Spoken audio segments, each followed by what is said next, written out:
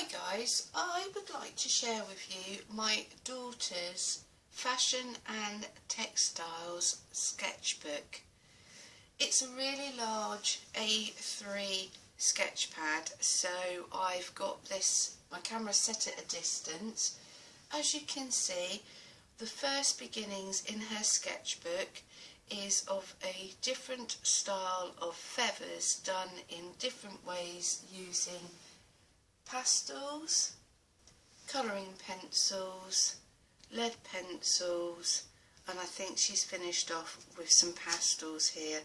And as you can see, she's got a variety of colours that she's used. We go across and we have some more pastels here. We've got obviously this very large pepper, and so I'm going to take away the tracing paper here. And this was all about getting them to start looking at things at different perspectives and playing around with different media products. I'm aware that some of this you will be able to see, some of this you won't be able to see, but I just wanted to share with you some of the different styles of graphics within and the different procedures that she's followed. So we've got some leopard print and we have some zebras. Like all good pages in my daughter's sketchbook, you get a plain page. Here we've got some fashion and design going on. She's got a few models and she's played around with some marbling techniques. She's also done some embossing using leaves. We have some stamping going on. We've done some etching onto layers of crayon and then just etched back in.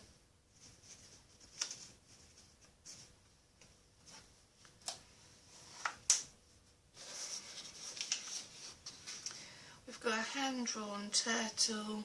We are now beginning to play with watercolour as a background and looking at creating some texture from just scrunching up pieces of paper and then making them flat again, and then adding a product called Rub and Buff, and that is just been placed over the top to decorate any of the raised pieces of paper. She also had lots of fun using a glue gun and different styles of fabric stroke paper, so any of your tissues or baby wipes or tumble dryer sheets, another way of just hitting them with watercolour and then starting to play around with textures and colour. More working with crayons, and then she's put a layer of acrylic paint, black acrylic paint, and yet again etched into the paper. Then you have a variety of colours coming through, and on the far left hand side she's used a waxed candle and used it as a resist, and then done a blue watercolour over the top as a wash. Just a pen and ink with a felt tip pen line drawing here, and she's just cut up into little segments this little picture of ivy and then separated it. Got a bit of stamping. We've also got a rubbing on the far right hand side, and she's just taken a leaf and rubbed with a piece of charcoal over the top. Working with more on the leaf theme, we've just got different variations of oil pastels in different colours. We've got some paper here that's already got a fine texture on, and as you can see, just colouring pencils for this particular oak leaf, and on the right hand side she's done the same, but she's done it in watercolour and added a few more pencil strokes to her work.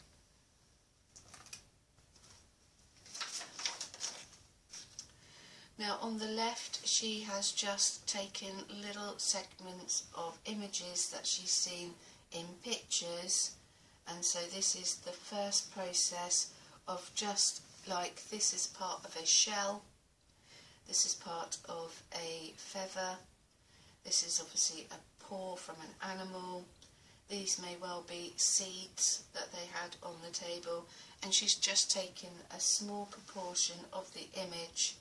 Then she's coloured it in and repeated the process, so it's been photocopied, coloured and then laid down as a brick repeat. Yet again repeating that feather, and she's just cut it up. She's not coloured, but she's also got the paw print. She's applied some paint or ink in this case over to this feather, which admittedly has lost the complete image.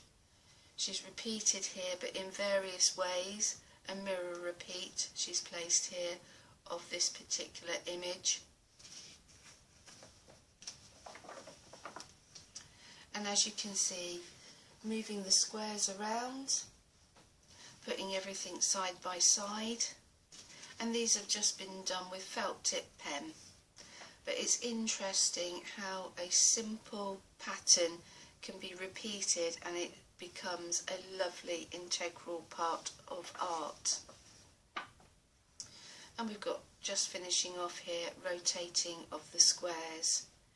She's gone back here on the right hand side to do a pencil life drawing of this onions and fruit.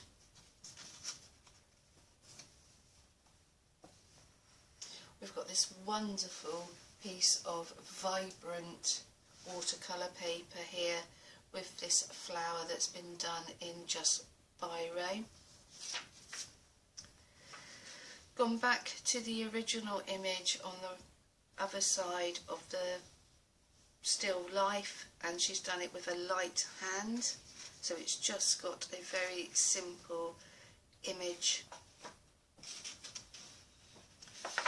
She's done a line drawing done with a fine line pen. Line drawing, just keeping it very simple. Then she's done not looking at my drawing, so she's taken it from memory. She's used her colleague's hand and just done a quick drawing. She's even put a pen into her mouth and done this still life. So this is the repetition of different ways of drawing the same image. She's looked at Anna Atkins, and these are some of her images, and done background, and as you can see, different levels of darkness within this picture of flowers.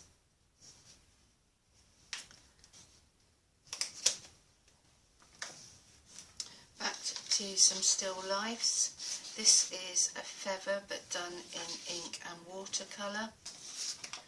Back to the pastels, and this is the centre of an onion, and we've got a mushroom here that's been done on brown paper and just using pastels again, and lots of different strokes.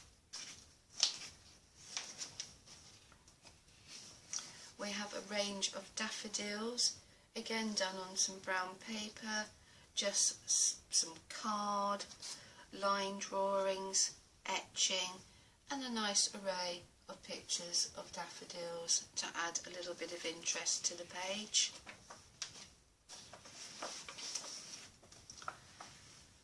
A variation on line drawings. Some of this has been done with pastels onto some black paper, pencil drawings, and again more brown paper, and this little seed head, and we've got a little shell going on the right hand side. She's done some folded paper in little triangles here to bring a form of texture to the page, and this has been scored. This piece of paper has been scored, then flattened out, so you've got all these ridges and then watercolour applied with a paintbrush, and then been lifted and allowed to run. A real variety of, we've got all different styles of tissue paper, mop-up wipes, a little bit of felt here, and a variety of fibres and textures.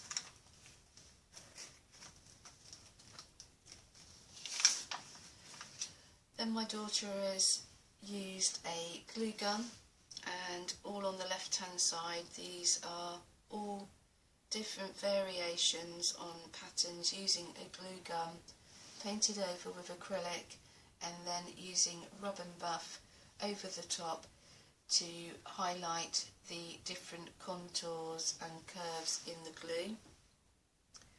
We have textured paste, and this has been applied very thickly and then scraped into, and then rubbing buff acrylic paint applied with the dark blue, and then rubbing buff applied over to the top of the surface. We have a variation of just poppy seeds that have been applied to the texture paste. More just texture paste but not as thickly applied. And then some more scrumpled paper, and this is another, she's got an amethyst colour of rubbing buff.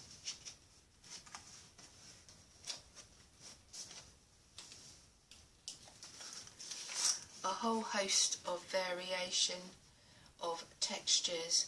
Textures have been used, or products that have been used. We've got some dried spaghetti, we have some rice, we have some poppy seeds, we have a back end of a fork scraped through acrylic paint, we have different varieties of different ways of applying smaller amounts of glue gum, more poppy seeds, and which has been finely smoothed over, and on the right hand side a large quantity of poppy seeds to get a different variation of textures.